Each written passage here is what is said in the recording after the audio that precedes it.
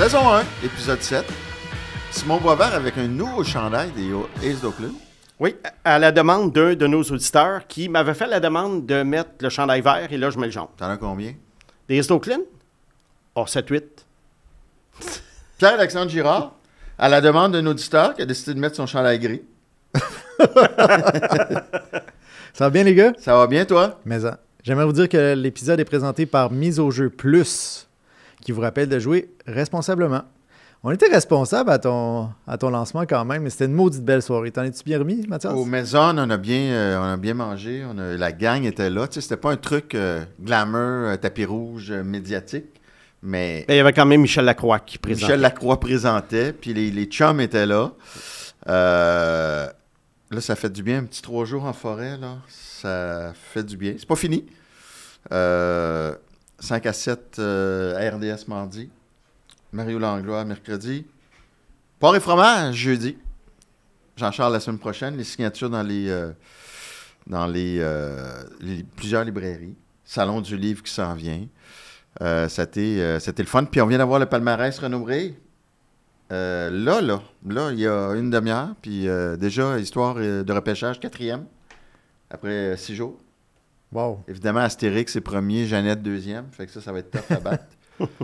Fait que le lancement, écoute, je me demande qu'est-ce qui est le fait saillant avant qu'on entre dans le vif du sujet, parce qu'on a un bon show bien rempli encore. Ça allait bien le lancement jusqu'à ce que Yves Boisvert arrive. Aucun lien de parenté avec Simon. Non, on en a parlé, puis... Yves, qui est mon collègue à la presse, qui a porté un dur coup à notre ami Pag, parce que Yves est un auditeur assidu de Mathias et le Serpent. Première affaire qu'il trouve à dire, il se tourne vers Pag, puis du Pag, les jeux de mots. Le Pag, évidemment, de s'indigner. Et son armée se serait indignée aussi si elle avait été là. Et Yves, de nous sortir cette citation assassine.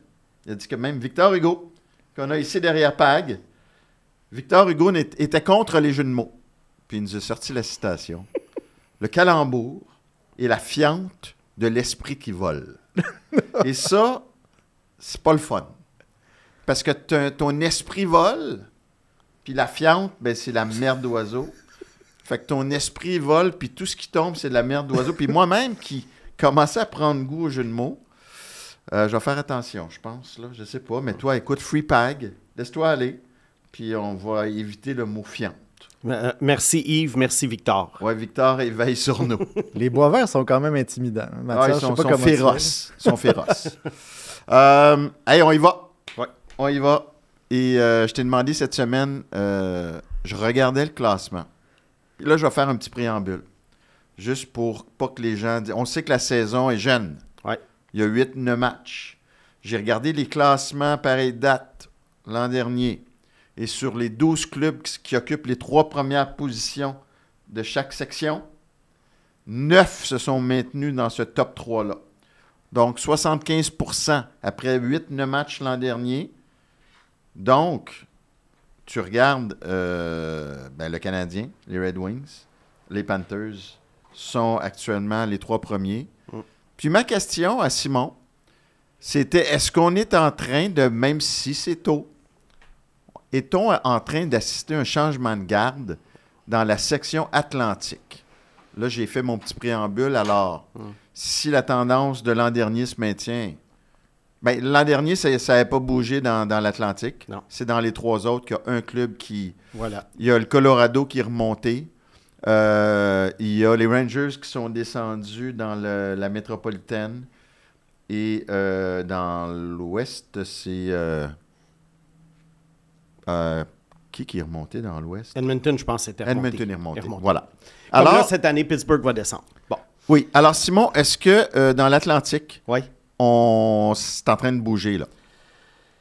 Regarde, pendant des années, on peut dire que l'Atlantique, c'était l'histoire de 2 groupes. On a eu pas mal Boston, Tampa, Toronto et Floride qui étaient Les 4. le Big Four. Ouais. Et on avait Buffalo, Détroit, Canadiens et Ottawa qui sont pas mal tous retrouvés en reconstruction en même temps, quoique Buffalo, ça fait 15 ans qu'ils n'ont pas fait les séries. Mais Détroit, ça fait plusieurs années. Deux Canadien l'a manqué quelques années et Ottawa l'a manqué quand même pendant 7-8 ans, je pense, les séries. Et là, on parle dans le groupe, là, on parle des 4 de tête. On parle d'équipes qui avaient reconstruit? Tampa avait reconstruit, oui, dans le sens que ça fait longtemps, mais ils avaient repêché Edman et Stamkos, qui ont été vraiment clés dans leur histoire. Floride, pendant des années, ont manqué les séries, et c'est comme ça qu'il y a eu Barkov, Huberdeau, Ekblad, mais ça fait quand même longtemps. Ensuite, qui d'autre? Boston, non. Boston, non. Il y avait eu des hauts choix à un moment donné au milieu des années 2000, mais ça fait trop longtemps pour qu'on en parle. Oui. Et Toronto, oui. Fait que avec donc, Marner, Nylander et Matthews. Ouais. Puis Riley, qui a été repêché et tôt. Morgan Riley. Oui. Donc, 3 clubs sur 4 quand même qui ont bénéficié pendant plusieurs années de hauts choix au repêchage. En plein ça. Mais qui ont fait des bonnes décisions après, mais c'est ça. À la base, c'était ça. Ouais. Ouais. Là, est-ce qu'il va y avoir changement de garde?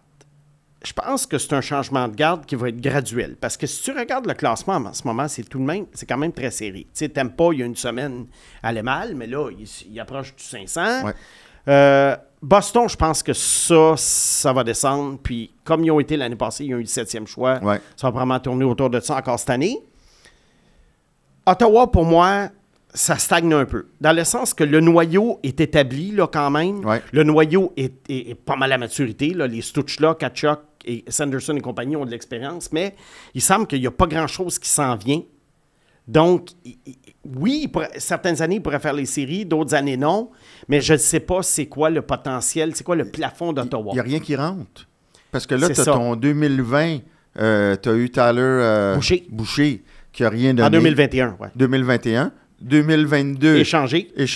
2023, échangé. Et il y a Kamchuk en 2024 qui est dans les mineurs en ce moment. Écoute, on va attendre quand même un peu. On voit, juste une petite digression, on voit avec Simon Nemetz qui a repris du poil à la bête au New On le Jersey. met-tu entre Mailloux et Nemetz? Ou... On le met entre Mailloux et Nemetz. Bon, fait que c'est pas encourageant. Fait qu'il n'y a rien qui arrive à Ottawa de nouveau, là. Non. Les Red Wings de Détroit, c'est bien, ils ont eu beaucoup de choix, ils ont pêché beaucoup de joueurs, ils ont une bonne base, mais est-ce que c'est une base de club champion? Moi, je pense pas. Je pense que c'est une base peut-être de bonne équipe. Ouais. Mais est-ce que c'est une équipe qui éventuellement pourrait aspirer aux grands honneurs? Je pense que ça va vraiment prendre des transactions clés pour en arriver là. Si tu me permets de définir ma pensée un peu, c'était aussi de dire, est-ce que c'est l'année où tranquillement on s'en va vers un changement?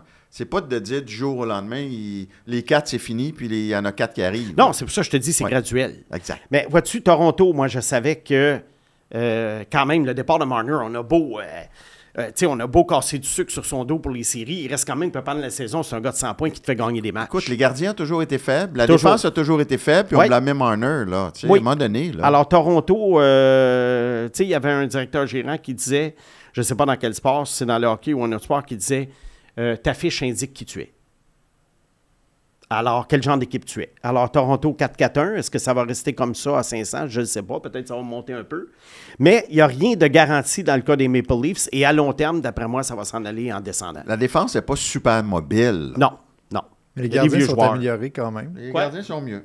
Joe Wold, s'il peut revenir au jeu. Là. Oui, il est de retour là, avec l'équipe. Quand tu as Caden Primo comme numéro 2 en ce moment, c'est... Oui, mais là, Stolarz, ça. Oui, Stolarz, oui. Si c'est pas mis ses coéquipiers à dos, mais je pense que c'est correct. T'aimes pas, ben tu sais, il y a encore des bons joueurs, il y a encore des joueurs qui sont dans leur apogée, Oui. mais encore là, il n'y a pas beaucoup de relève. Fait que, dû au fait qu'ils ont échangé les premiers choix chaque année, fait que, Floride, je pense que, écoute, on en a parlé il y a 2 semaines, le noyau est cadenassé. Oui, pendant des années. mais ils sont encore forts. Barkov est blessé pour il l'année. est usé, ce noyau. Oh, oui, mais je pense que le jour où Barkov revient, ça change. Donc l'an prochain, ça revient. Oui, c'est ça. Je pense que, Floride, il ne faut pas les compter pour battus. Il pourrait y avoir une coupe de soubresauts encore parce que ça demeure une équipe qui a été dominante depuis 2 ans. Donc, est-ce qu'on pourrait s'entendre peut-être avec un groupe formé de, disons, pour les 3 prochaines années, là? Oui. Les Panthers, Oui. le Canadien, Oui. le Lightning. Encore oui. Puis là, est-ce que tu mets Toronto ou Buffalo ou Ottawa? Je pense que j'aime mieux Ottawa. Ah oui? Oui. Mais pas nécessairement pour être des champions de division. Mais je vois quand même Ottawa, toujours avoir une possibilité de faire les séries. OK. Puis le Canadien, de ce que tu vois là, depuis le début de saison, puis évidemment Demidov, dont tu nous as beaucoup parlé avant qu'il arrive, ça commence, je sais qu'ils ne sont pas en turquoise, là, mais ça commence à être le fun, là. Oui, c'est ça. Regarde, le calendrier n'a pas été trop difficile. Cependant, un voyage dans l'Ouest, ça demeure un voyage dans l'Ouest, puis ils en ont quand même gagné 2. Fait que 2 sur 3. Fait que je pense que, 7 victoires, 3 défaites. Tu sais, on dit souvent ça te prend 12 points à tous les 10 matchs pour faire les séries. Donc, 8 x 12, 96 à peu près. La première tranche, ils ont 14. Donc là, ils ont un peu de jeu si jamais les roues du carrosse débarquent à un moment donné. Montembeault n'a pas été à la hauteur, mais par contre, Dobèche, lui, a été au-delà de la normalité, dans le sens qu'il y a un pourcentage d'arrêt de 940. Il ne maintiendra pas un pourcentage d'arrêt de 940. Dobèche, t'en disais quoi, toi? Écoute, on n'a jamais vraiment parlé de Dobèche. Dobèche, moi, là, il y a une chose que j'apprécie de lui. Tu sais, les gardiens, là, depuis trentaine d'années, ils sont très techniques. C'est bien, c'est correct. Mais, tu sais, il y a un côté fun au hockey de voir, à l'époque, un Dominique Hasek qui se garochait un peu partout puis qui arrêtait les rondelles. Il y avait une technique, lui, quand même. Oui. C'était une technique pareille. Il faisait les mêmes mouvements. Non, mais c'était pas la technique typique du papillon que les gardiens de but, des fois, je trouve ça tellement rigide, là. Il y a une situation qui leur demanderait d'être un petit peu plus créatif. Quel Primo. Mais les gars, ça a été ça. C'est parce que les autres, leur terrain de jeu, ça se passe dans 4 pieds par 6 pieds. Versus un attaquant ou un défenseur qui a toute la patinoire. C'est pour ça que ça a l'air rigide. Mais c'est parce que c'est le jeu des mathématiques. Puis c'est couvrir son angle, c'est ton jeu de distance par rapport au lanceur. On dirait que c'est 8 par 10 pieds. Hein? C'est-tu à quoi ça me fait penser? Mais c'est amélioré sa précision cette année. Sais-tu à quoi ça me fait penser? Quand, dans un film ou une série télé, les acteurs ils vont avoir des marques au plancher pour être capables de toujours être dans la lumière et la caméra. Un bon acteur, on dirait que les marques ne sont pas là. Mais elles sont là. Un moins bon acteur, lui, il va être pris dans son corps. Bon, ben les gardiens de but, moi, je trouve que c'est la même chose. Je trouve que des fois, les gardiens sont un petit peu trop pris dans leur cadre, leur technique. Puis un petit peu d'improvisation, ça ne nuirait pas des fois. Complètement. Et Dobèche, c'est ce que j'aime chez lui. Tu sais, il y a un côté improvisateur. Le mauvais côté de ça, c'est qu'à un moment donné, ces improvisateurs-là, ouf, des fois, ça... Fait que t'es pas sûr encore là, de Dobèche. Ben moi, j'ai toujours dit, pour répondre à ta question initiale, s'il te plaît. Numéro 2. Un bon numéro 2. Oui, c'est vrai. Je me rappelle maintenant que tu le dis. Un bon numéro 2. Alors, écoute, en attendant Fowler, tu veux dire. Pardon? En attendant Fowler. En attendant Fowler. Oui, mais comme c'est de la sorcellerie... Ah, regarde, Mathias, les prédictions sur les gardiens, là, à part Vasilevski il y a 15 ans, là, je me lance pas là-dedans. Les gars, moi, je trouve que Dobèche, le versus l'année passée, tu sais, le commentaire que tu dis qu'il était tout le temps déporté, c'était vrai l'année passée. Cette saison-ci, il n'y a pas eu d'exemple. C'est pas parfait, mais c'est beaucoup mieux. Il est beaucoup plus précis dans ses... Puis c'est ça, il est athlétique, fait que s'il réussit précisément à se déplacer au bon endroit, il va être vraiment meilleur. Puis à 6 pieds 4, si tu es devant la rondelle, tu vas l'arrêter plus souvent qu'autrement. T'appelleras Louis Morissette pour lui dire. Ben, j'y ai dit. Ah oui, hein? En ondes. Il veut rien savoir. Il veut rien savoir. Fait que donc, c'est quand même une agréable surprise pour toi jusqu'à maintenant. C'est toute une mise à niveau par rapport à Primo, à Zdati l'an passé. Bon point. C'est méchante mise à niveau. Alors, c'est ça. Fait que moi, je pense que Dobèche, tu sais, tu as besoin de 2 bons gardiens de but. Si Dobèche peut être un bon numéro 2, puis un bon numéro 2, là, ça ne veut pas dire un gars qui va jouer 15 parties puis tu te croises les doigts. Là. C'est un gars qui, en cas de blessure, peut devenir un numéro 1 pendant un certain temps. C'est un gars qui peut alléger la tâche d'un numéro 1 en jouant peut-être un 35 matchs par année. C'est ça, un bon numéro 2. C'est quasiment un A. Ouais. On va continuer un petit peu sur le Canadien. De toute façon, après, on est vraiment sur les autres équipes. Demidov, qui vient d'arriver sur la première vague en supériorité numérique, puis ça l'a transformé aussi. C'est-tu un truc? Puis j'aime ton avis parce que toi, tu es vraiment... Objectif? Non seulement tu es objectif, mais tu sais, tu es dans un autre moule aussi. Oui. Tu l'aurais fait dès le début de saison, toi? Nonobstant l'équilibre? Pas nécessairement. OK. Parce que, regarde, on l'a vu avec Hudson l'année passée. Ils l'ont pas fait en début de saison. Un moment donné, c'était « Ah ouais, faites-le. » Ça s'est fait et ça a marché. Alors, pourquoi pas? Regarde, même ça s'est fait plus tôt, je pense, dans le cas de Demidov qu'Hudson l'an passé. Beaucoup plus. Alors, écoute, c'était juste une question... Tu sais, tu veux pas arriver nécessairement puis à moins que tu aies un club très faible, Ouais. là, puis que tu aies Macklin Celebrini, là, parce que tu as vraiment un club faible, puis le gars est vraiment exceptionnel. Tu sais, avec la situation du Canadien, c'était pas... Tu veux pas donner des choses sur un plateau d'argent, nécessairement un jeune qui arrive, aussi bon soit-il. Puis aussi, tu sais, on en a parlé, tu sais, tout le monde lui donnait le trophée Calder avant même que la saison commence. Oui. Là- Alors que là, oui, Schaefer est... D'ailleurs, j'ai provoqué un peu, moi, avec mon titre, en disant qu'il n'y avait pas de course. Il va y avoir une course, mais Schaefer va être dur à battre, là, à son âge. C'est encore drôle. Ouais. C'est encore drôle, Mathias. Puis Mathias, tu cites souvent le travail d'Arpon Basu. Puis en fin de semaine, il a fait un article précisément sur Demidov qui arrivait sur la première vague. Ouais. Puis il a recueilli les propos de Martin Saint-Louis. Puis c'était super intéressant de constater que tout le monde dans le vestiaire comprenait, était d'accord du fait que Demidov arrive sur la première vague. Oui, c'est un bon article. Ouais. Même s'il enlevait du temps de jeu à quelqu'un. Mais Martin Saint-Louis voulait s'assurer que Demidov fasse les bonnes choses en zone défensive pour pouvoir gagner le statut de Power Play 1 avant d'arriver là. Et tu comprends dans cet article-là aussi comment coacher, c'est aussi maintenir ton équilibre, malheureusement ou heureusement, dans le vestiaire. C'est comme si il faut que tu aies l'acceptation du groupe également. Tu viens de dire quelque chose d'intéressant. C'est encore drôle. Pour Toi qui- Schaefer? Tu tripes sur Schaefer. Moi, Schaefer, tu me surprends, là. Moi, Schaefer, j'ai dit la semaine passée à mon podcast en anglais, Trust the Process, j'ai dit que d'après ce que je vois en ce moment et d'après ce que je voyais à l'époque, puis avec l'information qu'on a également, moi, j'avais dit qu'il y aurait une meilleure carrière que Cale Makar. Oui. Ce qui n'est pas peu dire. C'est pas Parce que peu Cale dire. Makar, là, il n'est pas prêt de perdre c'est pas son dernier trophée Norris qu'il gagne. Mais là, on parle de 7 années. OK? Oui. On parle de 7 années. On parle de 7 à un années. moment donné, les défenseurs recrues dans des équipes moyennes, tu sais, je pense pas qu'il y ait 80 points, Mathieu Schaefer. Je pense même pas qu'il y en ait 70. Il joue 25-28 minutes par match. J'adore le voir jouer, mais ça demeure un défenseur de 18 ans. Hudson a gagné le Calder à 66 points. Oui. Hudson avait 20 ans, Schaefer en a 18. L'année passée, le plus proche poursuivant de Hudson avait 63 points. C'était Macklin Celebrini. Il avait manqué 12 matchs, mais quand même. Mais là, si Demidov a 75-80 points, Attends. qu'est-ce qui se passe? Qu'est-ce qu'on fait dans ce temps-là? On met-tu une manchette? On met-tu un bruit de tambour? Alors, tu mais la s'il y a une. 75-80 points, là, qu'est-ce qu'on fait avec un gars? Tu donneras pas le Calder à un gars qui a 80 Toi, Simon points? Boisvert, là, qui Regarde. commence à s'ouvrir vers le Canadien. C'est pas une question de s'ouvrir vers le non, Canadien, oui, c'est une question. Je t'ai dit au draft l'année passée. 75-80 points, Simon Boisvert. Je t'ai dit au draft l'année passée que Demidov était le meilleur attaquant repêché par le CH depuis Guy Lafleur en 71.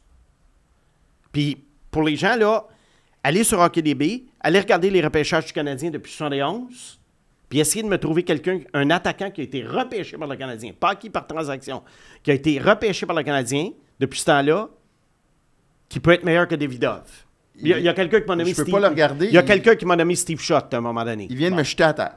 Non, il se bat férocement, avec passion, Je me et bats férocité pas, je me bats pas pour un avec joueur passion. du Canadien. Je me bats pour des joueurs. C'est la fin de Mathias. C'est le Non, serpent. je me bats pour des joueurs, moi, Wow. qui jouent pour Chicago, qui jouent pour Columbus, qui jouent pour San Jose. Honnêtement, ça me passe 100 pieds par-dessus la tête. Je me bats pour des joueurs que j'aime. Wow. Moi, je m'attendais à ce que tu nommes Atos Koivu, honnêtement. Mais plus sérieusement... Mais les gars, Demidov, oui, écoute, tu l'aimes vraiment. Ben, on l'aime, il est bon, là. Mais à ce point, en plus qu'il porte un uniforme bleu, blanc, rouge, Oui, mais c'est quoi ça, ce préjugé-là? c'est une réalité. Ben oui, mais qu'est-ce que tu voulais que je fasse des dernières années? Le meilleur gars drafté par le Canadien depuis 30 ans, c'est Pacioretty. C'est À l'attaque. Piqué Souban. À l'attaque. Ah, à l'attaque? Ouais? Ben, c'est Slav. Ouais. Non, mais il parle Avant, Avant là. la reconstruction. Ouais, c'est vrai. Ouais, puis Pacioretty a quand même plus fait ses preuves que Slav, là, mais on se comprend. C'est sûr que le Canadien a beaucoup repêché des défenseurs et des gardiens de qualité. Non, ils ont aussi repêché des attaquants médiocres. Oui, à Ils n'ont 26. jamais été capables de sortir des gars en deuxième ronde qui ont performé. Il n'y a pas eu de carte cachée. Et c'est ce qui fait qu'en 2022, Mathias, le club était dernier. Ouais. Brandon Gallagher a quand 32e. même une carte cachée au 5e tour. Oui, là. Brandon Gallagher. Hey, un en 25 ans. Mais y a-tu des scénarios genre un Sergachev de ce monde ou un McDonough de ce monde qu'on a échangé que là, je réfléchis pas parce que Oui. on y pense? C'est-tu arrivé, ça, qu'il y a un attaquant très bon qu'on a échangé? Non. Non? Un défenseur très bon. Bon, oui. tu peux remonter à John Leclerc, là, dans les années 90. Ouais. Ben, John Leclerc, à Montréal, il performait pas tant que ça, à part la finale de la Coupe Stanley de 93, dont tu te souviens probablement pas, anyway. Non. Fait que c'est ça. Puis je dis pas ça en Non, c'est correct. façon Non, non. condescendante. Ah C'est juste pour prouver mon point. Ben là. oui. Le serpent est en pleine mutation. Hein. J'aimerais voir la définition aussi. Je pense qu'il change de peau souvent. Il est en train de changer de peau. Oui, mais je suis pas en train de te dire que le Canadien va gagner la Coupe cette année. Mais t'es Puis en train de je suis dire pas que en train Demi- de te dire, je suis pas en train de te dire qu'il n'y a pas encore des trous dans l'équipe. Mais tu es en train de me dire que Demidov va gagner le Calder. Et moi, je maintiens ma prédiction de début de saison. Mais sais-tu qui j'ai prédit, moi? Même si Matthew Schaefer est devenu pratiquement mon deuxième joueur ou troisième joueur préféré. Sais-tu qui j'ai prédit au Calder, moi, cette année? En début de saison? Demidov. Demidov. Oui. Mais là, j'ai vu arriver Schaefer, que je pensais même pas allait être dans la Ligue nationale, Il est impressionnant. Là. dominer à 26-27 minutes par match. Oh, mais il y a, moi qui aime il y a les presque défenseurs. 20 ans, Mathias. Ah, tu parles de Demidov, là. Je parle de Schaefer. Ah non, Schaefer, C'est hallucinant. On est tous flabbergastés par Oui. ça, là. Même les plus grands fans comme moi, là. Puis je me suis fait blaster, mais je voulais aussi un peu provoquer pour montrer qu'il n'y a pas juste le Canadien non plus dans la vie. En effet. Fait que, D'ailleurs, ça vous tente-tu de revisiter un pari qu'on a regardé en début de saison OK, on revisite déjà des paris Ah après oui, hein? 10 matchs. après 10 matchs? Mise My au jeu God. plus. La cote pour Ivan Demidov qui remporterait le Calder est de 2,75 et de Matthew Schaefer aussi à 2,75. Te rappelles-tu des deux cotes il y a 3 semaines? Non, mais Schaefer devait pas être... Schaefer devait pas être à 2,75. Puis- Je pense que Demidov était plus bas. puis il y a des nouveaux dans la liste. Jacob Dobesch est dans la liste, Hein? Avec notamment raison. Wow. Il est à Puis- combien? 15. OK, avec raison. Puis notamment Ziv Bayam qui est dans la course. Oui, qui joue bien. Ouais. Moi, je pense que ça demeure quand même une course à 2.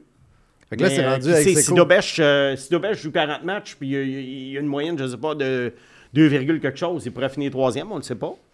Moi, c'était quoi mon top 3 au début? C'était Demidov, Rinzel et Jimmy Stuggerud à Saint-Louis. Ouais. Il est encore là, Snuggerud, à 16. Oui, ça s'est refroidi un peu. Écoute, C'est sûr que quand tu joues avec Logan Mayou, ça aide pas, là, mais Stuggerud a quand Ben, même... il joue pas tant que il y a ça que quand Logan même- Mayou. on- là, on se comprend tu sais. que c'est une Parce blague, que là. Non, On se mais comprend parce que que c'est une Logan blague. joue moins de ce temps-là. Oui, on se comprend que c'est une blague. Ouais. Jimmy Stuggerud a quand même 6 points en 8 matchs. Ouais. Alors, mais je pense que c'est une course à 2 et je maintiens Demidov.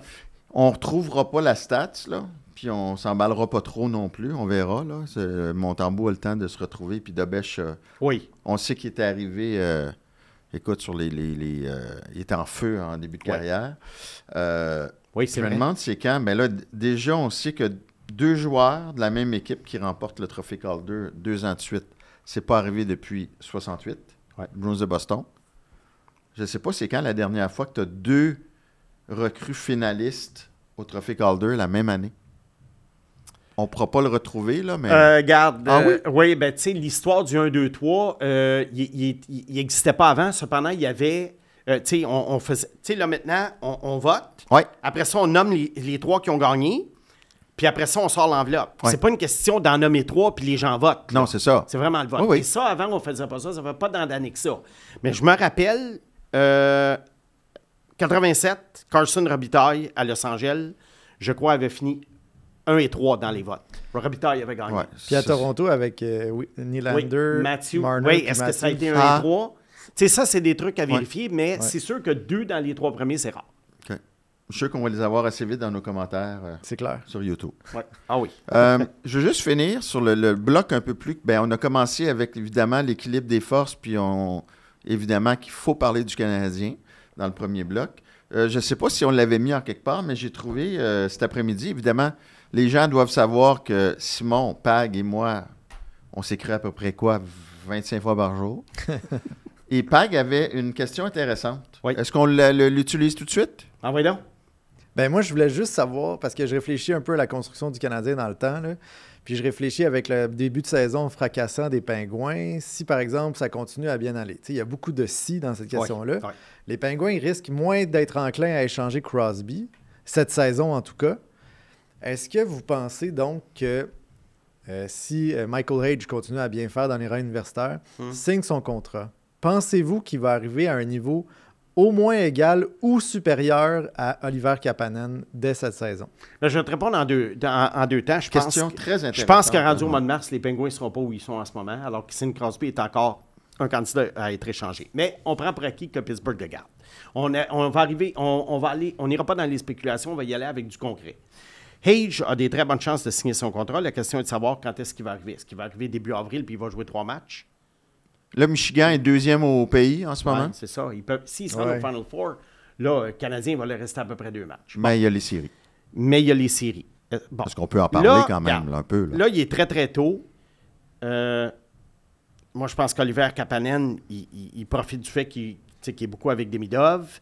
C'est également le mois d'octobre. Est-ce que c'est un gars qui n'a jamais joué 82 matchs dans une saison? Est-ce que c'est un gars qui peut maintenir ce rythme-là?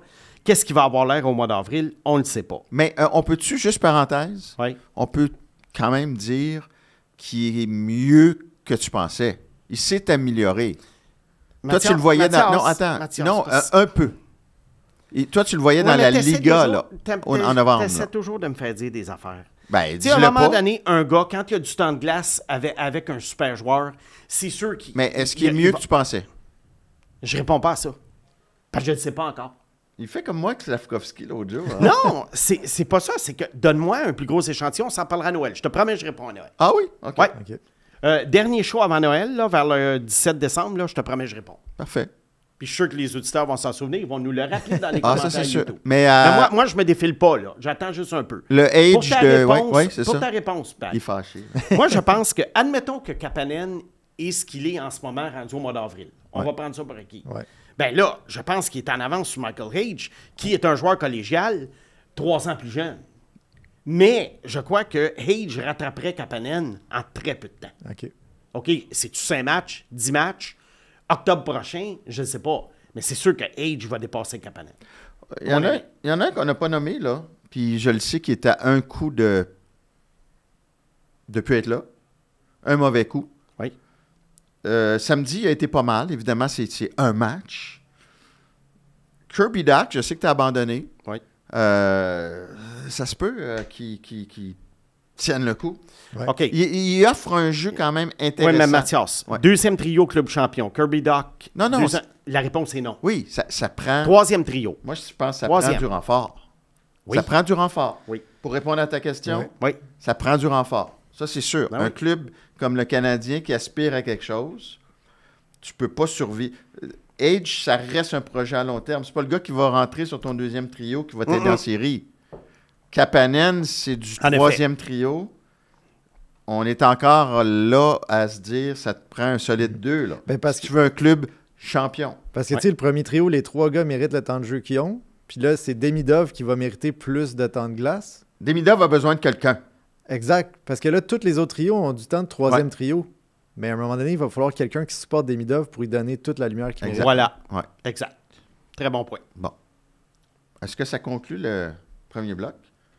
Sous le regard attentionné de Victor Hugo, un écrivain de premier trio au sein d'un club champion? Oui. Es-tu en train de taper le serpent en liberté, là? Oui. Tu peux mettre ça dans le show, hein? Il n'y a Ok. pas de problème, là. Hey, j'aurais même pas pu y aller en fin de semaine. Non. C'est fou, hein? Pourquoi? À ta Providence? C'est bien Providence? Non, c'était à Potsdam, À à Clarkson. À Clarkson, excuse-moi. Ben, j'ai égaré mon passeport en venant de Syracuse. C'est vrai. C'est vrai. D'ailleurs, Simon, j'ai-tu le droit de dire ça? Ah oui. C'est mon répondant. Quand tu perds un passeport, Ah ouais. tu recommences à zéro. Mm. Faut que tu renvoies ton certificat de naissance, puis que tu aies quelqu'un qui se porte garant. Alors, j'espère que tu as appris ta leçon, Mathias. Ouais. Puis merci d'avoir été... Merci d'être mon répondant. Parfait. Alors, tu es en liberté, mon beau. Oui. Alors, on va commencer par mon voyage en fin de semaine à Clarkson University. Voilà. Je voudrais, en commençant, je voudrais dire bonjour à Alex, que j'ai rencontré vendredi soir. Alors, on a jasé de son pool de hockey. C'était très agréable. Mais je voulais demander également à Félix-Antoine où est-ce qu'il était. Il était supposé venir avec 5 amis, Ouais. puis ils ne sont pas venus me voir. Bon. Fait que je ne sais pas. Ils sont peut-être allés voir Stéphane Leroux, qui était sur place lui aussi. Oui, vendredi soir, Stéphane était là. Alors, écoute, Félix-Antoine, tu peux répondre dans la section commentaires. Bon, qu'est-ce que j'ai pensé des joueurs? Moi, je suis allé voir 4 joueurs, mais un en particulier. Là, je ne me suis pas nécessairement déplacé pour les 3 autres, mais les 3 autres étaient là, alors aussi bien en profiter. Alors, je vais commencer par les 3 autres, brièvement. Cole Rechny, premier choix des Flames de Calgary. Il en est à sa première année, 18 ans, à l'Université de North Dakota. Je pense qu'il a été très bon, sans être nécessairement dominant. Je maintiens que ça peut être un joueur probablement de deuxième trio à Calgary un jour. Ils ont besoin de renfort. Ils ont besoin de plus que C'est ça. un gars qui crée des choses. On sait que c'est difficile dans la NCAA à 18 ans. Puis je pense que c'est un gars qui a créé des choses. L'autre joueur que j'aime bien, Will Zellers. Ouais. Mais tu es allé vite sur Rechny, hein? Oui. Oui, ben, Juste ça? oui, ben, Parce que Calgary a besoin d'aide, là. oui, non, j'y vais brièvement sur OK. les joueurs. Will Parfait. Zellers, dont j'ai parlé souvent, Oui. repêché par Boston, 3e round, lui aussi. Je dirais un peu moins bon que Krejci, même s'il est un an plus vieux, mais il a quand même provoqué des choses. Il a pris des bons lancers, un très bon lancer au but. Il est très dynamique. Il travaille fort. Alors, je pense que pour les Bruins, ça va être un bon joueur. Je pense que son plafond, ça serait 2e trio à Boston éventuellement. Probablement besoin d'une autre année à North Dakota l'an prochain. Et ensuite, il pourrait arriver à 21 ans à Boston et jouer immédiatement, selon moi. OK. Dernier joueur, un gars dont on avait parlé au repêchage 2024, E.J. Emery. Premier choix des Rangers de New York, 30e au total. Défenseur Que t'aimais pas. défensif. Ouais. Non. Défenseur défensif. Regarde, j'ai rien contre lui. Je crois qu'il va jouer dans la Ligue nationale. Il a un patin, il a un physique qui est très, je dirais, il est méthodique sur la glace. Ouais. Mais côté offensif, c'est complètement nul. Je vois en lui probablement un défenseur défensif de 3e paire. C'est un gars normalement qui aurait dû être pris peut-être fin 2e ronde. On l'a pris en fin 1er ronde. C'est pas ce que j'aurais fait. Mais Emery a quand même une voie possible vers la Ligue Ouais. nationale. Fin 2e ronde, c'est plus des défenseurs plus offensifs comme les Knudsen. Ouais, puis plus petit. Non, mais Luca Cagnoni à San Jose, début 3e ronde. Bon. Ou 4e ronde, quelque chose comme ça. Mais c'est vrai qu'en première ronde, vers la fin de la première ronde, on a tendance à y aller beaucoup vers les joueurs qu'on pense qu'ils vont faire la Ligue nationale. Je ne sais pas si les recruteurs-chefs font ça pour garder leur emploi, mais Ouais. on y va plus vers des valeurs sûres, entre guillemets, que vers des coups de circuit. Maintenant, Keenan Verhoff. Keenan Verhoff, en ce moment, est classé numéro 2 ou numéro 3 par à peu près tout le monde. Tu sais pourquoi il l'aime, hein, Pag? Non? Parce que San Jose a besoin de défense. C'est pas parce Bon. qu'il y a vert dans son nom. Il porte toujours du vert. Victor, t'as le droit. T'as le droit. Free Pag. OK. Bon. Verhoff a 17 ans. Un des plus jeunes, sinon le plus jeune joueur de la NCAA en ce moment. Ça, c'est quelque chose... C'est rare qu'un joueur de première année va avoir 17 ans et encore moins que le gars va être un top espoir. Il a joué dans la Ligue de l'Ouest l'année passée à l'âge de 16 ans et puis c'était un homme parmi des enfants même à cet âge-là. Alors, il a décidé de s'en aller aux États-Unis, jouer pour North Dakota où il joue un rôle de premier plan. Le coach le fait jouer, il n'est pas là pour rien. Cependant, Ben, il y a un cependant. parce que les cependant, ils aiment Macklin ça, Celebrini, cependant. Ouais. ben c'est ça les recruteurs. C'est cependant. Cependant. Tu sais, quand je suis un fan, moi, d'un sport, exemple, comme le basket, ben Ouais. moi, je regarde Victor Wembanyama, il n'y a pas de cependant. Ouais. J'aime voir Victor jouer. Ouais. Un recruteur, lui, va tout décortiquer. On aime ça. Ben, moi, je fais on la même aime nos victoires. Oui. Et c'est pour ça qu'au hockey, moi, je décortique. Fait que dans le cas de Verhoff, si je compare avec Celebrini il y a 2 ans au même âge, Celebrini, il était dominant. Et là, on le voit 2 ans plus tard Ouais. dans la LNH, il est en train de devenir dominant. Ah non, c'est fou. Verhoff, je pense, va avoir besoin d'une autre année parce que du côté physique, 6 pieds 4, 220, je pense, du côté patin, écoute, c'est de la magie sur patin. Un gars de 6 pieds 4 qui est mobile comme ça, qui est à l'aise comme ça, il patine à reculons comme on patine par en avant, il pivote, il tourne, tout. Vraiment, il m'impressionne de ce côté-là. Il est une présence sur la glace. Tu ne peux pas manquer le numéro 18. Il monte la rondelle. Mais là, c'est là où les comparaisons s'arrêtent, mettons, avec un Matthew Schaefer. Rendu à la ligne bleue, là, il va essayer de déjouer des gars, mais là, ça ne marche pas. Alors que Matthew Schaefer, ça marche, même dans la LNH. Ouais. Souvent. Je pense que Verhoff a le potentiel pour être un général à la ligne bleue, mais pas nécessairement un général qui va faire une tonne de points. Et il pourrait jouer sur le jeu de puissance, mais il ne sera pas nécessairement un super PP1 corps arrière. Moins bon. Meilleur que Owen Power? Oh oui, regarde. Moi, je vais te dire, tu sais, mettons, tu mets Schaefer et Sam Dickinson, Oui. il est entre les deux. OK. Parce que Alors, Sam je le Dickinson, préfère c'est à- difficile un je peu. le là, pré- ouais. Oui, mais là, regarde, le gars arrive à Il est 19 ans, jeune, il l'a ouais. dit lui-même. Là, ça va vite pour lui. Mais Sam Dickinson, c'était un peu ça à London. Il transportait la rondelle, puis là, la créativité, puis les mains en zone adverse, on les voyait moins. Ouais. Verhoff, il essaie. Je l'ai vu essayer de passer entre 2 défenseurs. Il est tellement fort. Mais à un moment donné, avec la rondelle, tu vois que la rondelle ne colle pas à son bâton. Tu l'aimes-tu beaucoup mieux que Dobson, par exemple? Qui n'a pas de main vraiment, Ah. mais qui a une bonne vision. Regarde, au même âge, Dobson était vraiment formidable. Verhoff, s'il avait été dans le junior en ce moment, probablement que je serais peut-être un petit peu plus dithyrambique. N'oublie pas, il est dans la NCAA. Fait que ça change un peu la donne. Tu sais, on évalue des joueurs de la NCAA, des joueurs juniors, des joueurs d'Europe. Tout le monde joue dans des calibres différents, des styles de jeu différents. C'est difficile. Ça serait le fun si les 100 meilleurs espoirs jouaient dans une ligue. Ouais. Mais c'est pas ça. Ça marche plus comme ça. Fait que je te dirais que Verhoff, en ce moment, c'est un Sam Dickinson, mais en meilleur. Alors, pour les Sharks, exemple, est-ce qu'il pourrait devenir un défenseur numéro 1? La réponse est oui. Est-ce qu'il deviendrait nécessairement un aspirant au Trophée Norris? Je ne suis pas encore sûr. Mais il a 17 ans. D'après moi, il ne sera pas dans la LNH l'an prochain. Il a besoin d'une autre saison à North Dakota. Il va arriver à 19 ans. Puis, il devrait faire belle figure. Parles-tu de Celebrini plus tard? Non, mais je vais faire un parallèle de Sharks, Verhoff et McKenna. Pag, Oui, juste une minute. Oui. oui. Te rappelles-tu, il y a un an et demi, Simon avait osé dire que Celebrini aurait une meilleure carrière que Bédard, mais, puis il est rarement sur la pointe des pieds, mais il disait probablement qu'offensivement, Bédard va être meilleur, mais Celebrini va être plus complet, et ça a été un déferlement de haine.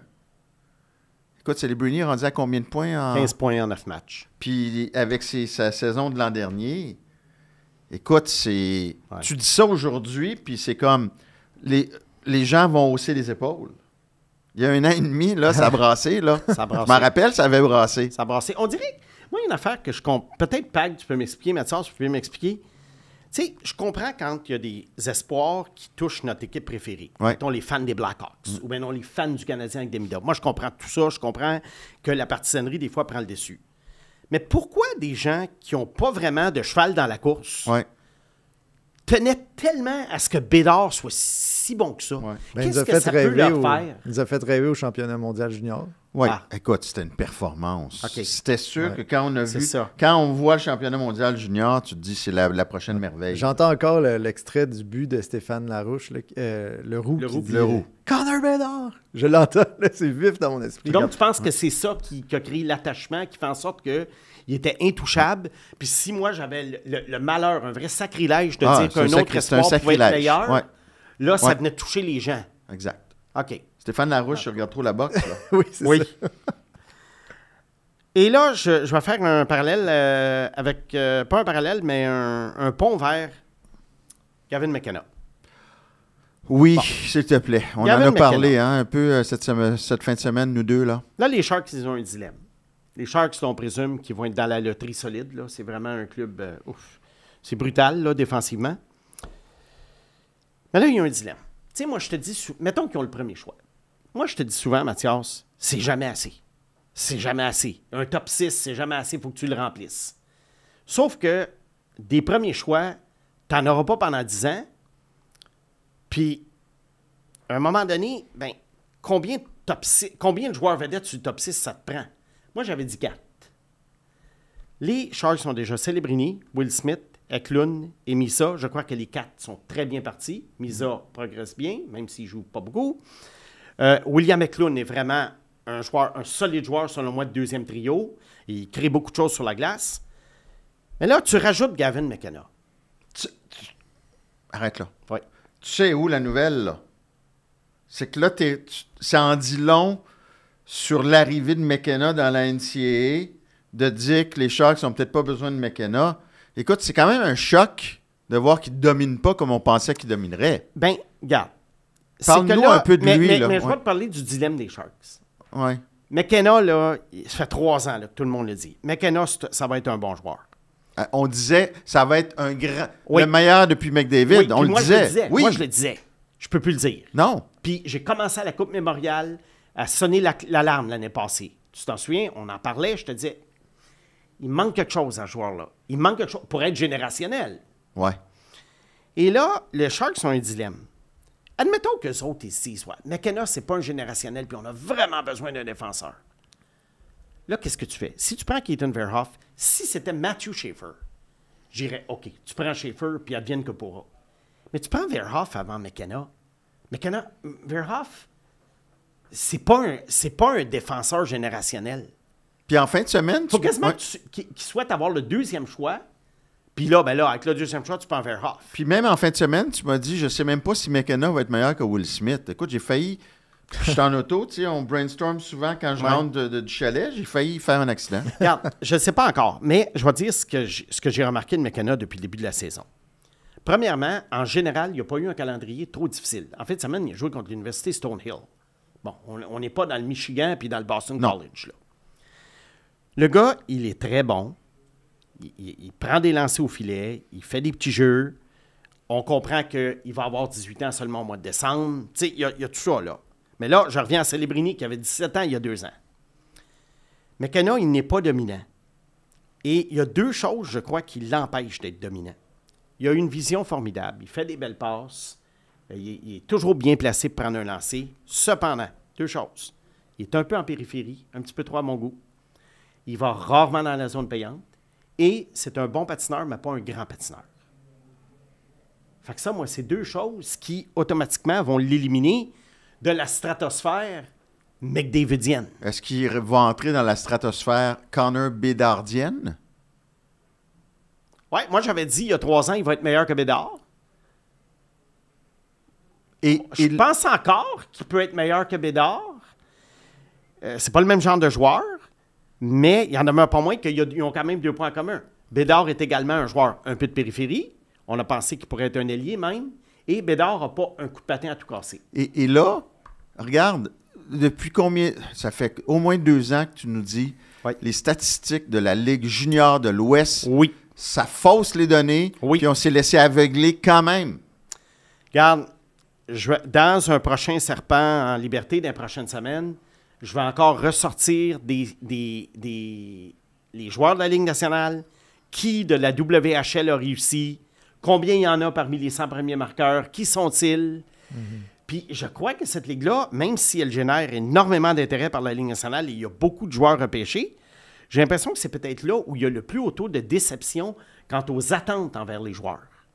Oui, il y a beaucoup de joueurs de la WHL dans la Ligue nationale, mais combien de joueurs de la WHL avaient des statistiques impressionnantes, puis là, on se dit, prochaine vedette, lui. Oui. Puis, OK, il n'est pas si bon que ça. Il est bon, mais... c'est en Ontario que ça se passe. C'est en Ontario. Encore une fois. Puis dans NCAA. Puis les meilleurs joueurs européens, mais eux autres, oui. Mais je te parle en général, ça se passe dans la Ligue de l'Ontario. Puis on aurait dû se méfier. Ben là, je te dis pas que c'est fini McKenna, mais on pensait que ça serait le prochain. Puis parmi les commentaires, les questions des auditeurs, puis ça fait un peu partie, je réponds un peu de façon indirecte, il y a Paul Bernier, qui, lui, regarde beaucoup les matchs, et puis c'était un participant de longue date à ton blog, puis moi, j'aimais beaucoup ses opinions, puis il mentionnait, lui aussi, que McKenna le laissait sur son appétit parce que, justement, il dominait pas. Il n'allait pas dans les zones payantes. Mais le patin, ça se corrige. C'est qui le coach? Es-tu bien coaché? C'est parce que, regarde Pag, là, on est en train de parler d'un autre truc, là. Générationnel. Oui, okay. c'est ça. On est dans le générationnel. Moi, je l'avais étiqueté générationnel il y a 3 ans. Je suis obligé de réviser mes positions. Et moi, j'écrivais souvent dans mes chroniques, le meilleur depuis Connor McDavid. Oui, puis moi aussi, je l'ai dit. Fait que là, je suis pas en train de casser du sucre sur un gars que j'ai jamais aimé, puis là, tu me diras, toi, Snake, t'as un préjugé. Kapanen. Oui, c'est ça, blablabla. Non, je suis en train de tempérer mes attentes, mes propres attentes, envers un joueur pour qui j'ai pratiquement fait... tu sais, je me suis fait un devoir depuis 3 ans de regarder pratiquement toutes ses présences sur la glace. Oui. C'était un show. À 15 ans, il est arrivé, le premier match, il a eu 4 passes. Il y avait 14 ans, en fait. T'es pas en train de déverser de la fiente. Non, la seule affaire, c'est que... quand même un premier choix au total? Ben, à date, oui. À date, c'est encore mon premier parce que j'ai pas trouvé personne qui peut le battre. C'est pas si pire, mais vu tes attentes, c'est vraiment un downgrade. Oui, c'est dans ce sens-là que je peux plus dire Gavin McKenna. Ah là là, Gavin McKenna.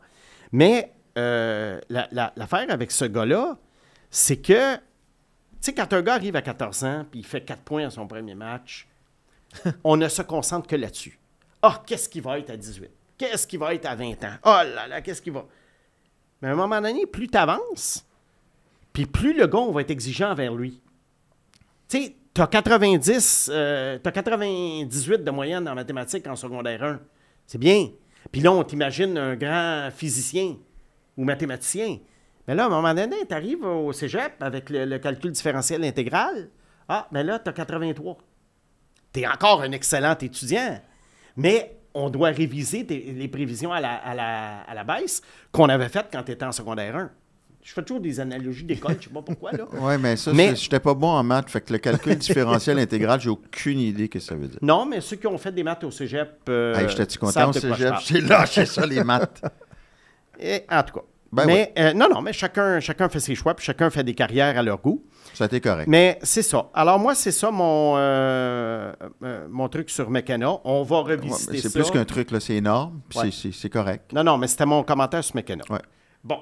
Non, vas-y, t'es en liberté. Oui, regarde pas non, mais je le veux dire- chronomètre. Non, là, non, t'es mais en moi, c'est parce liberté. que j'en aurais pour 3 heures. Ben, moi. vas-y. Bon, une affaire qui m'agace. Hein. Ça me tente. Ah, ça me tiens, tente, il y a des sortir choses le qui va- t'agacent. Ah, là, on va sortir le venin, là.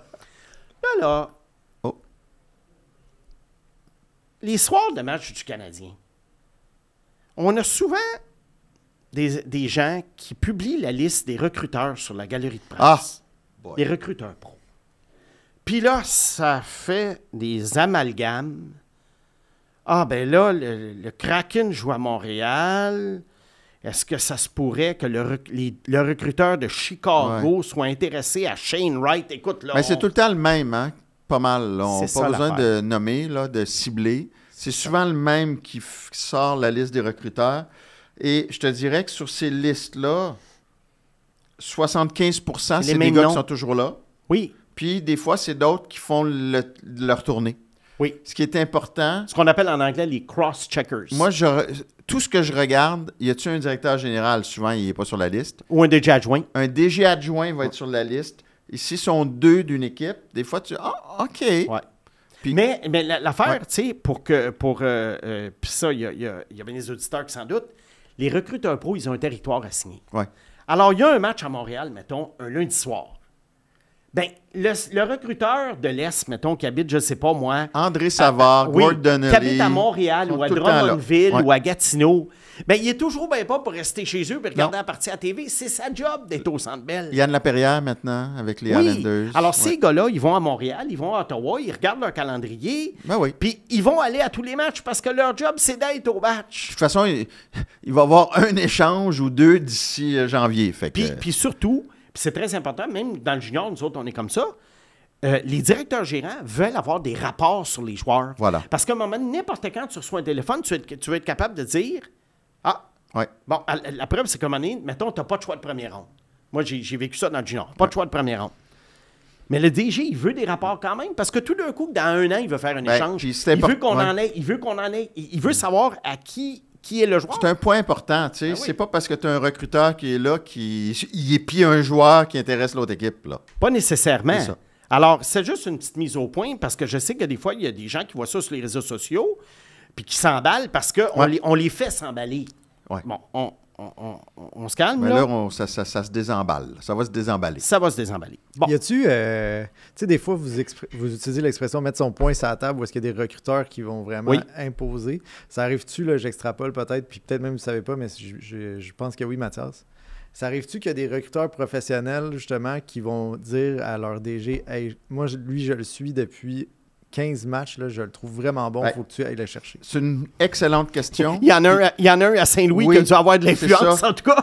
Parce que c'est sûr Ouais. qu'il y en a un qui était en amour avec Logan Mailloux. C'est sûr. Puis Ouais. le DJ Doug Armstrong, probablement qu'il ne l'a pas vu tant que ça. Ouais. Fait que tout ce qu'on savait depuis des années sur Mailloux, eux, ils ne l'ont pas vu.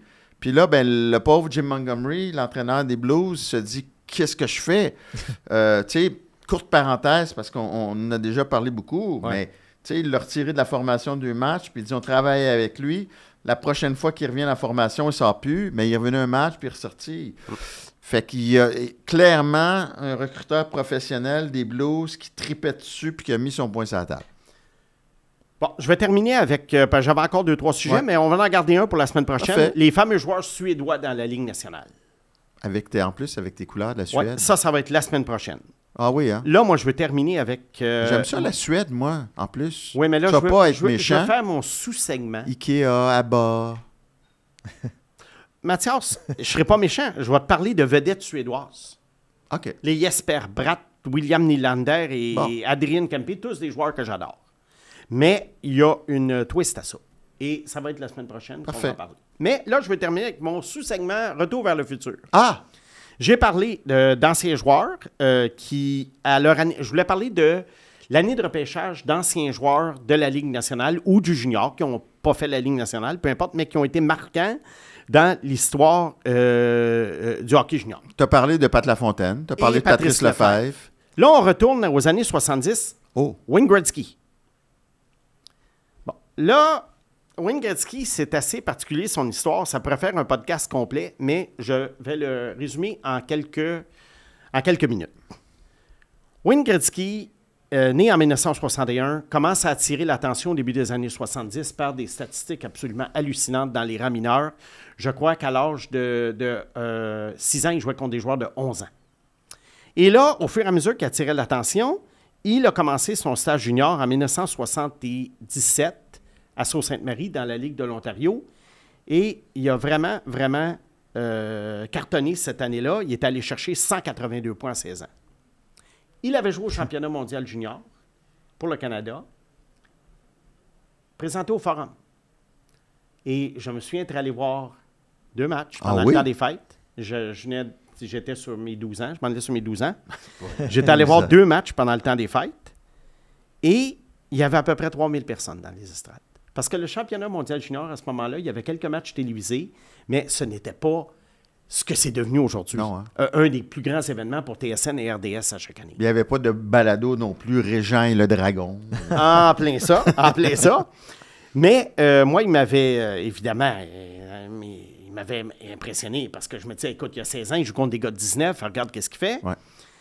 Et là, en 78, à l'âge de 17 ans, il y avait une ligue à ce moment-là qui s'appelait l'Association mondiale de hockey et une équipe à Indianapolis, les Racers d'Indianapolis, propriété d'un certain Nelson Scalabrini, un homme d'affaires excentrique avec plus une grande gueule qu'un compte de banque bien garni. Ben, c'est lui, d'ailleurs, qui avait acheté les Alouettes, non? En 81. Qui avait amené les stars de la NFL Il avait à amené les Montréal. stars de la NFL. Faire une parenthèse, pour les jeunes aujourd'hui qui suivent la NFL, il avait signé un carrière qui s'appelait Vince Ferragamo. Qui serait qui aujourd'hui? Ben, c'est ça. Et imaginez que les Alouettes signent Jared Goff, à peu près. Tabarouette. Puis avec d'autres, là, les... Ah oui, il y avait des receveurs de passe. Imaginez... Overstreet, David Overstreet, un porteur de ballon. Imaginez comme comme je t'ai dit, je vais avec ceux qui suivent le football. O'Marion Hampton, mettons, la recrue des Chargers. Bien, les Alouettes, mettons, ils ont Jared Goff, O'Marion Hampton, 2 receveurs de passe qui captaient des 60-70 passes par match. Puis ils ont eu une saison misérable. Oui, Non. écoute, Ouais. c'est la parenthèse, comme je t'ai dit. Ça, Écoute, juste une petite on pourrait parenthèse. s'amuser à l'autre balado, là, les chaîneurs Ouais. de KO TV. On pourrait parler de ça pendant 1 heure. Mais moi, je me rappelle, j'étais excité. Écoute, Oui. j'étais jeune, puis il n'y avait évidemment pas Internet dans ce temps-là. J'avais pris un billet de saison, moi. Il jouait contre les Lions à Vancouver. Oui, Le lendemain pre- matin, le moi, premier match. fébrilement, je regarde le journal. 48 À 6. à 6 Ben non. pour les Lions. J'ai fait, qu'est-ce qui s'est passé? Qu'est-ce qui s'est passé? Fait que Alors, Scalabrini, le ouais. monsieur Scalabrini, qui était un excentrique, qui est un homme avec, comme je dis, plus une vision de grandeur qu'un portefeuille bien garni, avait signé Wayne Gretzky. Il lui avait donné un contrat de 7 ans à 250 000 $ par année, qui était une fortune à l'époque, Ouais. mais c'était un contrat de service personnel. Ce qui veut dire qu'il était rattaché à Scalabrini et non à l'équipe. Donc, c'était Scalabrini qui le payait et non les Racers d'Indianapolis. Mais là, 1 mois après une dizaine de matchs, ben là, Scalabrini, il y a des problèmes financiers. Alors, il appelle son ami Peter Pocklington, propriétaire des Oilers, et il lui échange Wayne Gretzky en retour d'une coupe de joueurs et 825 000 $. Fait que lui, ça avait réglé ses problèmes financiers. Peut-être avec ça qu'il a acheté les Alouettes 2 ans plus tard. Et pourquoi il a été échangé à Edmonton, les Oilers qui faisaient partie de l'Association mondiale? C'est parce que Winnipeg, il avait été offert à Winnipeg. Il y avait un deal avec Winnipeg. Mais le coach de Winnipeg à l'époque, dont le nom m'échappe, le trouvait trop maigre, trop chétif. Oh boy. Parce que Wayne Gretzky était quand même assez longiligne. C'était Ouais. un grand gars, mais il était assez longiligne. On les aime, les chétifs, nous, ici. Oui, C'est le Wayne Gretzky des balados. c'est ça. Fait que là, Wayne Gretzky fait 110 points. C'était quand même une ligue professionnelle. Et suite à la saison 79, il y a une fusion qui s'occasionne avec la Ligue nationale de hockey. 4 clubs de l'Association mondiale se joignent à la Ligue nationale de hockey. Les Oilers Edmonton qui sont toujours là.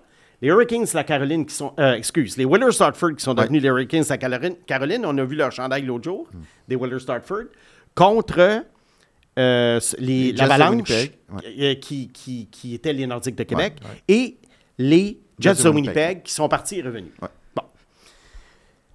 Fait que là, dans la négociation de la fusion, il y a que, normalement, Wayne Gretzky aurait été admissible au repêchage de 1980. Et c'est là que mon lien avec le Canadien va se faire. Parce qu'à l'époque, on les repêchait à 19. On a commencé à repêcher les joueurs à 18 en 1981. Avant ça, c'était 20 ans. Pendant quelques années, on a joué au yo-yo. Et un moment donné, en 79, on a dit c'est 19 ans. En 80, ça a été 19 ans. Alors, Gretzky, lui, en 79, il a 18. Dans les négociations, on donne droit aux équipes de l'AMH de garder deux joueurs et 2 gardiens. Les Oilers Edmonton, évidemment, protègent Wayne Gretzky. Ouais. Alors, comme on dit, le reste, l'histoire s'est écrite. Et c'est comme ça que Gretzky est devenu un Oilers sans avoir été repêché. Mais là, en 80, le Canadien avait le premier choix. Ouf. OK? Wayne Gretzky a passé proche de faire partie du Canadien parce que s'il n'y a pas de Scalbania, là, Wayne Gretzky joue pour le Canadien. Et comment le Canadien avait obtenu le premier choix? Bien, ça avait été un échange de choix avec les Rockies du Colorado, qui sont devenus quelques années après les Devils du New Jersey. Et à ce moment-là, il y avait le Canadien aurait eu le 19e choix. Il y avait seulement 21 équipes. Et c'était un échange de choix. Colorado finit dernier. Mais là, c'est pas un échange qui s'est fait en 80. C'est un échange qui s'est fait en 1976. 4 ans plus tôt, le directeur gérant Sam Pollock, lui, flaire la bonne affaire en se disant les Rockies du Colorado, ça va être poche pendant un bout, ça. Et probablement que lui aussi entendait parler de Wayne Gretzky, qui avait 15 ans à l'époque, puis qui s'est dit 80, Wayne Gretzky. C'est du flair. Oui, d'ailleurs, les Canadiens ont essayé de faire la même chose avec Mario Lemieux. On racontera l'histoire une autre fois quand on parlera de Mario. Comme ils ont fait avec Guy Lafleur. Oui, mais l'échange Guy Lafleur avait été fait quand même quelques mois auparavant, mais c'était le même coup. Là, c'était 4 ans auparavant. Pardon? Je l'ai appris dans le livre de Mathias. Oui. Le livre de jeunesse. Le Canadien a échangé Ron Andruff et Sean Shanahan au Colorado en retour d'un choix 4 ans plus tard de première ronde. Ron Andruff, 88 points à 22 ans dans la Ligue américaine, 15 buts au total dans la LNH. Sean Shanahan, 44 points à 24 ans dans la Ligue américaine, 1 but au total. Tu sais, imaginez que le Canadien échangerait, mettons, je ne sais pas moi, une couple de joueurs du Rocket, Sean Farrell ou je ne sais pas moi, Owen Beck. En retour du premier choix, exemple, on va dire Calgary en 2029. C'est un peu ça. Aujourd'hui, il n'y a pas un directeur gérant qui ne protégerait pas le choix. Ouais. Mais imagine, tu sais, McKenna, il y a quelques années, on aurait pu se dire du flair. Ouais. Oui, c'est ça. Jamais. C'est ça, on ne sait jamais. Alors, c'est l'histoire qui fait que Wayne Gretzky a failli jouer pour le Canadien et on racontera ce que le Canadien a essayé de refaire avec un autre directeur gérant dans le but d'obtenir Mario Lemieux. Bon. Alors voilà, on te remet en... Ta liberté conditionnelle est terminée. Oui. Alors, on te remet les menottes. Alors, mon beau Simon, nous voilà rendus au 3e bloc où tu vas nous parler des équipes. Oui. Tu es rendu où, là? Bien, je suis rendu à Dallas, une équipe qui a fait la demi-finale l'année passée, qui est encore prétendante à la Coupe. Qui a un début de saison coup-ci, coup-ça. Coup-ci, coup-ça. Dallas a quand même... il y a eu des gros chambardements, dans le sens qu'on est allé chercher Mikko Rantanen et on a laissé aller Logan Stankoven en retour en échange. Et le coach? Et le coach également, qui a été remplacé. Alors là, qu'est-ce qui se passe à Dallas? Dallas, je pense qu'ils sont encore prétendants pour un certain temps, dans le sens qu'il y a des joueurs comme Rantanen, Rupien, Wyatt Johnston, Matt Duchene, qui sont encore sous contrat pour quelques années. Tu n'as même pas nommé Jason Robertson. Imagine comment ils sont forts. Et non, c'est qu'il est agent libre avec compensation à la fin de l'année. Et? Bien là, c'est qu'il tombe dans la deuxième partie de mon analyse. Excuse-moi. Miro Iskanen, Isa Lindell et Jake Ottinger qui sont signés à long terme. Donc, pour les 3-4 prochaines années, 5 prochaines années, il n'y a pas trop de problèmes à Dallas de ce côté-là. Ce n'est pas des joueurs finis. Dans les joueurs, évidemment, qui sont un petit peu plus avancés dans leur carrière, on peut parler de Jimmy Benn, évidemment, Ben, ça, qui est agent, là, qui a signé pour $1 million, qui est agent libre à la fin de l'année. Il est blessé aussi, il est sur la fin. Mais il y a également des joueurs qu'il va falloir re-signer. Thomas Harley. Ça ne devrait pas être un problème, hein? Écoute, il est quasiment aussi bon que Scannon. Oui, mais ça va être un problème côté salarial. Ah, mais le plafond augmente. Le plafond augmente et évidemment, Jason Robertson également à la fin de l'année. Robertson qui avait eu un creux après sa grosse saison, mais qui est revenu. Donc, je pense que Dallas est quand même en voiture. Ils ont des bons joueurs de soutien, les Sam Steele, Radek Faksa et compagnie. Et à la défense, je déteste pas, moi, Liam Bixel. Ils sont solides pour 5 ans. Je te dirais jusqu'à la fin de la décennie. Après ça, qu'est-ce qui va arriver? Ben, Ben, c'est à peu près ce que je viens de dire. Oui, c'est ça. Exactement. 5 ans. C'est exactement ça. Écoute, c'est moi qui est supposé être le cancre en mathématiques. Non, mais là, regarde. Je pense que Dallas se retrouvera pas dans 5 ans dans une position si terrible que ça parce que, oui, ils vont perdre des joueurs. Oui, il y a des joueurs qui sont plus vieux, mais il en demeure pas moins que, tu sais, un gars comme Rantanen va avoir 33, Rupiens va avoir 33, Robertson 31, Ottinger 31, Thomas Harley 29, Iskanen 31, je pense qu'il va être bon très longtemps. Ah oui. Mais peut-être qu'à ce moment-là, Dallas deviendra une équipe de milieu de peloton, à moins que Jim Neal fasse des tours de magie. On peut dire que Jim Neal, à date, même s'il n'a pas gagné la Coupe, il a quand même eu une très belle carrière comme directeur gérant des Stars. Puisque tu m'ouvres la porte, Jim Neal Oui. a été longtemps à Détroit. Oui. Et Ken Harlan est longtemps passé pour un génie à Détroit. Oui. La journée où Jim Neal est parti, Oui. Ken Harlan a eu un peu l'air moins d'un génie. C'est là qu'on voit, tu sais, des fois, c'est difficile de mesurer l'apport d'un directeur gérant adjoint. Oui. J'avais parlé souvent du livre de Tom Lynn qu'il avait écrit alors qu'il était adjoint de Doug Riceborough à Minnesota pendant 9 ans. Le directeur gérant adjoint a quand même son mot à dire parce que souvent, c'est lui qui va initier des pourparlers de transactions, de signature de contrats, mais c'est sûr que c'est le directeur gérant à la fin qui va valider, qui va mettre son étampe. Et probablement que Holland, si c'était Jim Neal qui faisait beaucoup de travail de défrichage, probablement que Holland faisait extrêmement confiance à Neal, parce qu'après ça, comme tu dis, quand Neal est parti, bon, c'est sûr que ça a coïncidé avec le départ de Niklas Lindstrom, mais il y en avait un pour moins que Holland, après ça, n'a pas eu une carrière super reluisante, même s'il a atteint la finale de la Coupe Stanley avec les Oilers. Mais encore là, je vais revenir à ma grand-mère. Ma grand-mère pourrait être directeur gérant des Oilers et atteindrait la finale avec Connor McDavid et Leon Draisaitl.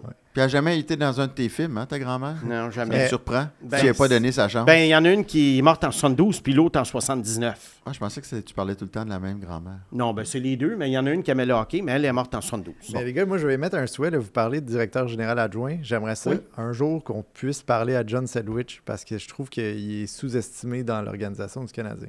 OK. Lui, c'est très plus au plan administratif. Hein. Oui, mais il fait des miracles là, avec les contrats, je trouve. Je trouve que ça vaut la peine. Ken, t'es pas pire aussi comme agent négociateur. C'est sûr. En tout cas, c'est un souhait. On regardera ça. Parce que chaque directeur... Il y a beaucoup d'adjoints maintenant dans les équipes. Puis chacun a sa spécialité. Avant, il y en avait un. Mais là, il y a des clubs qui en ont 4. Oui, alors, il y en a qui sont dans le recrutement, il y en a qui sont dans les contrats, il y en a qui dirigent le club de la Ligue américaine. Oui, c'est ça. C'est ça. Alors, fait que là, la convention, les contrats. Mais lui, il fait la Ligue américaine puis les contrats. Oui, c'est ça. À un moment donné, on répartit les tâches, alors qu'avant, le directeur gérant adjoint, comme à l'époque de Lynn, il faisait tout. Ben ouais.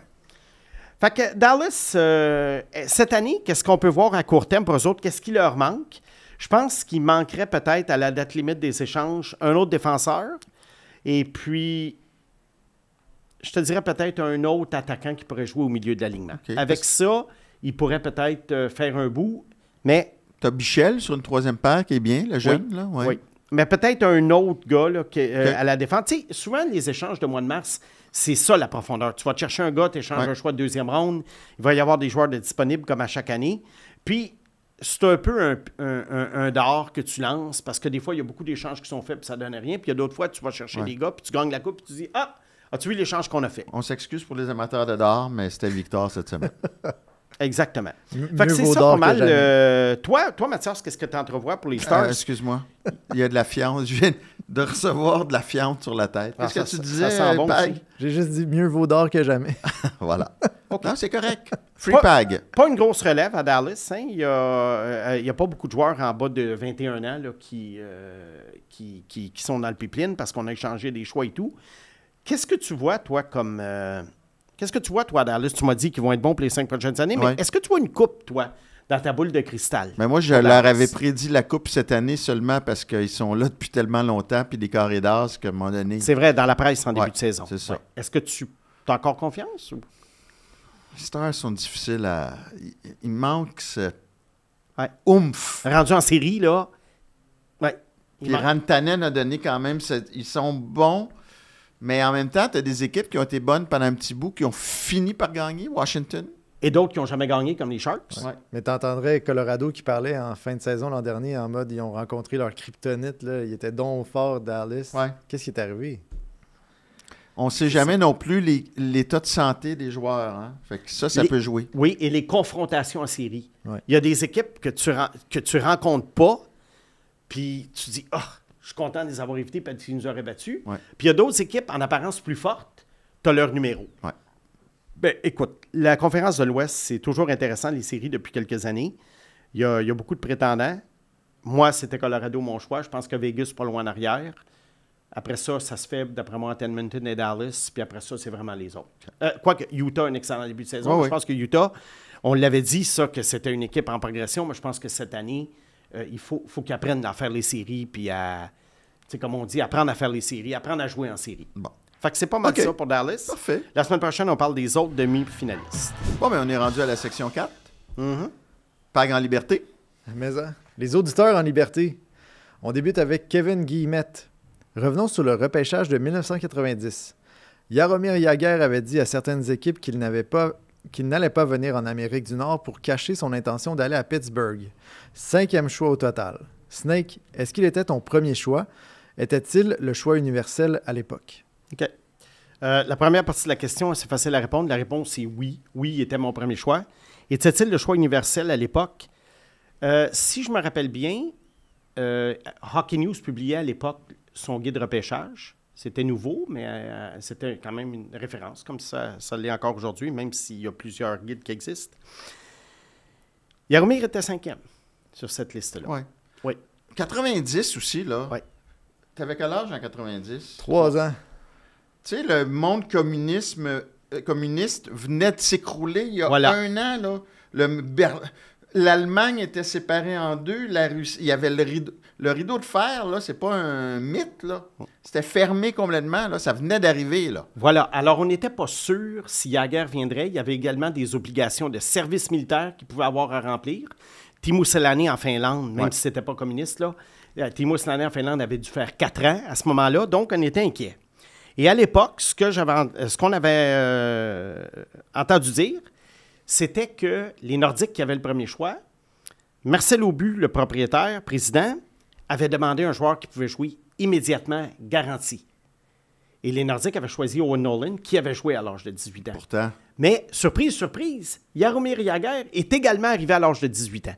Alors, peut-être voulait-il jouer à Pittsburgh avec Mario Lemieux, mais la question est que Jagr a eu l'autorisation de venir jouer parce que, justement, le rideau de fer venait de tomber et là, tranquillement, pas vite, les joueurs des pays communistes arrivaient. Mais ça avait été quand même une surprise qu'on voit Jagr arriver au camp d'entraînement de Pittsburgh au mois de septembre et jouer immédiatement. C'est quand même ironique que le même Marcel Aubu qui a risqué sa vie pour sortir les Stachny de la Tchécoslovaquie. Oui, mais là, à les l'époque. Nordiques étaient derniers depuis une couple d'années, puis je pense qu'on voulait donner quelque chose aux amateurs et non pas dire « Ah, ben Jagr va arriver dans 4 ans ». Bon.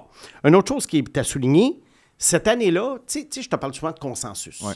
Il y avait un Big Four qui était dans le consensus. On avait Owen Nolan, un ailier de l'Ontario. On avait Peter Nedved, un Tchèque, mais qui était venu jouer dans la Ligue de l'Ouest. Il y avait Mike Ritchie de l'Ontario et il y avait Keith Primo, le père de Caden, Ouais. qui était un gros centre là, complet, capable de marquer des buts. Et ces gars-là, on n'a parlé que de ces 4-là. Et c'est pour ça que Hockey News avait classé Jagr 5e. Il n'y a pas personne à l'époque, moi, que je me souviens, qui disait vraiment que Jagr avait été un vol au 5e rang. Ouais. On l'a dit quelques mois plus tard. Moi, pourquoi je l'avais premier? Bien, je l'avais premier parce que tu sais comment j'aime les joueurs habiles. Jaromir Jagr, c'était quasiment, comme on l'appelait à l'époque, un Mario Junior. Ouais. Et l'affaire, c'est que j'aimais beaucoup Nedved. Il était très flamboyant. Ça, je dois dire que la carrière de Nedved m'a déçu un peu. Mais Mike Ritchie, pour moi, c'était un joueur de troisième trio. Keith Primo, pour moi, c'était un joueur de troisième trio. Puis Owen Nolan, pour moi, c'était un attaquant top 6 de puissance. Il a été très bon, surtout à San Jose. Il était bon nordique, mais il était bon à San Jose. Mais il n'y avait pas le côté flamboyant Un de Slavkovski. Jaromir Jagr. Un Slavkovski. Bien, pour être un Slavkovski, il va falloir que Slavkovski compte au moins une couple de fois 40 buts, Mathias. C'est sûr. Oui, mais un attaquant de puissance. Puis Parce que tu as Nolan- dit attaquant, Nolan ben, il était- l'a pas fait si souvent non plus. Non, mais Nolan était peut-être au même âge plus agressif que Ah ouais, Slavkovski. c'est sûr, ouais. Il jetait même les gants, mais c'était une époque où on jetait plus les gants. Mais enfin, on se Ok, comprend, on se comprend. là-dessus. Puis Mike Ritchie, ben, c'était le typique un peu pensé Brady Martin. Oui. C'est ça, qui a été repêché 5e par Nashville. Alors, c'est ça la réponse à... Et qui a joué dans le film de Maurice Richard. En effet, c'est vrai. Ouais. Eh, messieurs, permettez-moi, j'ai oublié de dire que si vous voulez poser des questions, la façon pour le faire, il y a une application Chaos Sport maintenant qui est disponible sur les téléphones intelligents. Il y a aussi sur les commentaires YouTube. Et en priorité, on va regarder les commentaires qui sont adressés sur la section communauté de Mathias et le Serpent et aussi sur la section de l'épisode en extra. Donc, rendez-vous sur les épisodes de la semaine et commentez dans la section commentaires un peu partout. Sur YouTube, Simon en choisit 3. Et puis sur le reste, ben, on passe 40 minutes dans le prochain épisode, l'épisode extra à répondre à toutes vos questions. Fait que ça vaut la peine. Oui, puis on a beaucoup de questions sur YouTube. Alors parfois, il y a des questions de YouTube qui vont embarquer également dans l'épisode Bonnie. Fait qu'on fait un condensé de tout ça. Puis écoute, c'est toujours très agréable de lire les questions. Moi, je trouve ça très, très intéressant. Puis il y a des trucs, des fois, jamais j'aurais pensé moi-même poser cette Ben oui. question-là. Ouais. Prochaine question du surnom Jacques Théa. Pourquoi les joueurs que Gorton et Bobrovs ont repêchés à New York n'ont-ils jamais réellement eu de succès, au vu de leur rang de repêchage, alors qu'à Montréal, le bilan préliminaire semble meilleur? Est-ce que Kent Hughes a changé la donne ou est-ce plutôt l'équipe de développement qui a fait la différence? Écoute, d'abord, on le voit, là, puis je le dis souvent, à table, là, ils sont 40. Fait que c'est sûr que c'est pas deux gars qui décident qui va être repêché. C'est sûr que Elias Anderson, ça n'a pas été un succès. Alexis Lafrenière, c'est un choix consensuel, Ouais. à part le Snake qui Ouais. voyait Studsley. Ouais. Kravstov. Kravstov, ça a été un flop. Keandre Miller, c'est un petit peu mieux. Ouais, Kendra Miller, c'est bien. Puis Kako, c'est un choix consensuel aussi qui a... Je pense que le système... à New York, on voulait gagner tout de suite. Je pense que les jeunes qui sont arrivés aussi n'ont pas eu de chance. Un peu. Ça n'a pas aidé non plus. Kravstov, c'est parce que dans la KHL, il y avait eu des grandes séries éliminatoires. Ouais. Et c'est un gars qui était parti de 2e ronde à top 10. Ouais. Alors, on était un petit peu tombé dans le panneau. Puis, tu prends Gorton et Bobrov, et ce qu'ils ont fait à Boston, je l'évoque d'ailleurs avec Ouais. Patrice Bergeron, Brad Marchand, Lucic, ils ont fait une grosse job de recrutement. Ouais. Fait que c'est toujours des questions de contexte aussi, d'équipe, d'organisation. Ouais, de puis Daniel développement. Doré était très bon aussi à Boston. Oui, exact. Tu sais, fait que- Qui est venu Alors- Écoute, il est venu au lancement. Ouais. Il a eu sa bague de la Coupe Stanley 10 ans après pour le choix de Bergeron. Puis j'ai dit, t'amènes ta bague. Il a amené sa bague au lancement. Non, il y en a C'est sorti pas des solides au Ouais. repêchage. Alors, c'est pour ça que des fois, il y a beaucoup de gens qui travaillent dans l'ombre, mais qui ont de l'influence sur les décideurs. Ouais. Il y a aussi, il ne faut pas oublier, Kent Hughes a son mot à dire. Ben, c'est sûr. Et Kent Martin Hughes, il n'était pas Lapointe. là à New York. Là. Ben oui. Bon. Pensez-vous que Martin Lapointe en joue une grosse part? Ben, sûrement. Ben oui, lui aussi. Ben ouais. Lui aussi. Tu sais, fait que c'est pas exactement la même équipe que New York, même si c'est les deux patrons. Ouais. Charles Lallier. À leur repêchage, Snake classait Mishkov au 2e total, contrairement à 17e pour Zarovski. Il y a quelques épisodes, Zarovski était dans la même conversation que Mishkov, et les deux semblaient pratiquement au même pied d'égalité. Qu'est-ce qui explique ce rapprochement? Est-ce que la valeur de Mishkov a baissé ou la valeur de Zarovski a augmenté? Ben, je te dirais surtout, ça j'aime ça être Pourquoi confronté. ils veulent tout le temps le peinturer dans le coin? Non, mais j'aime ça Ben être oui, confronté c'est toi qui choisis les à mes questions, c'est parfait. contradictions. Ouais, c'est bon. Ben oui, j'aime ça être confronté à ça. Bon, regarde. Premièrement, la valeur de Zarovski a beaucoup augmenté. Et pourquoi Zarovski 17e? Ben, Zarovski, contrairement à Mishkov, avait très peu joué dans la KHL. Alors, à ce moment-là, on avait moins un échantillon, et il était plus jeune aussi, Ouais. donc on avait moins un échantillon professionnels à analyser dans le cas de Serafsky. Peut-être que je l'aurais mis top 10 si j'en avais vu plus dans la KHL. Moi, ce que je voyais, c'était surtout dans le junior en Russie. Puis, tu sais, le junior en Russie, il faut que tu te méfies un peu. Et là, ben, c'est toujours l'idée, comme on dit, tu sais, quand on dit des fois, on fait des re-repêchages. Ouais. Bien, c'est sûr que quand tu fais un re-repêchage 5 ans ou 10 ans plus tard, c'est pas la même liste. Moi, j'essaie de ne pas faire de re-repêchage un an après. Ouais. Mais, veux pas, tu peux pas t'empêcher de voir Serafsky puis de te dire, ben, il est beaucoup plus proche de Michkov qu'il ne l'était, mettons, il y a 6 mois. Ouais. C'est ça. Bon. Je vais conclure cet épisode, le 7e, en espérant que le serpent soit réparé. Et notre ami... Là, maintenant, on a une régie. Et il y a Chuck en régie qui a sorti la joke de la journée en disant « C'est à force de trop avaler des jeux de mots que le serpent s'est défait. » Puis, je veux juste profiter de l'occasion aussi parce que vous nous voyez, Pag qui est rendu une star, avec Simon, avec moi. J'ai mes détracteurs. Mais on est une équipe aussi. Puis Chuck, viens donc traverser le rideau de fer, là. Viens dire bonjour derrière Pag, là. Je veux qu'on te voit. Parce que c'est un membre qui est là avec nous, qui monte le studio, qui... Pag, tu le sais que tu es arrivé à un autre niveau lorsque tu as tes détracteurs. Oui. Hey Chuck! Yes, sir! Fait que merci. Ça met fin à cet épisode encore une fois. On a triché. On a débordé de quoi? Au moins 20 minutes. C'est pas de notre faute. On s'excuse. On est passionnés. Ou, garde, c'est pour une bonne cause. C'était long, le serpent en liberté aujourd'hui. Ben, c'est correct. Bon. Je t'aime ça en liberté. Ah oui. Fait que, ben, ceux qui veulent continuer, évidemment. KO TV, c'est ça? KO KO. Sport, point. Ouais. Sport avec un S. Oui. Puis, ben, vas-y donc avec la première question, puis on va y aller tranquillement. Puis, à un moment donné, ben, il va falloir nous suivre sur KO Sport avec un S.tv si vous voulez continuer. Yves Richteau.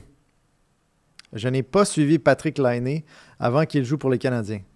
Ce que j'observe de lui, c'est qu'il n'arrive pas à suivre à 5 contre 5. C'est même un boulet pour ses compagnons de trio. Mais il a quand même reçu un contrat de plus de 8 millions par année. J'imagine qu'il avait alors des aptitudes que je ne vois pas aujourd'hui. Pouvez-vous m'éclairer? Qu'est-ce qu'il faisait avant qu'il ne fait plus? Bon, ben, on le verra pas avant. On Non. va y répondre après, Ouais. Ouais. mais on le verra pas avant un petit bout, là. Non. C'est bon. Vas-y Qu'est-ce donc. qu'il faisait avant?